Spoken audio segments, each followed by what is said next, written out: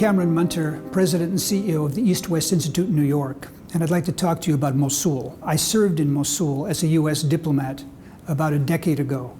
So I think of Mosul now with great sorrow and think of the people I knew then. The battle that is underway for Mosul now promises to be difficult, and it promises to go in phases. The phase we're in now is a phase in which the forces from either Baghdad or from Erbil are crossing the Nineveh Plain to the east of Mosul, through the ancient villages of that region that are predominantly Christian, that have historically been tied to the powers that are further east. As the forces come to the river Tigris, they're going to find themselves coming up across a much greater challenge as they faced ISIS in the core of its redoubt, which is on the far side of the river where the predominantly Sunni people live.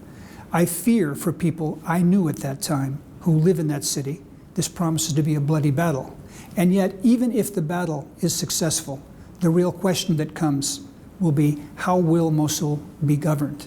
If Iraq is to survive as a multicultural state, or at least a state that's more than a Shia state, Mosul has to be governed effectively and with the buy-in of the people who live there, in rule of law, in economic prosperity, in education, in policing.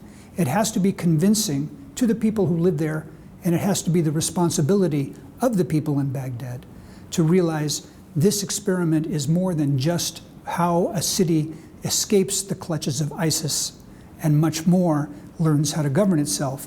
It's much more a broader question that speaks to the future of Iraq. So the question arises, can Iraq survive if Mosul fails? This is what the world will be looking at in the days and the weeks to follow.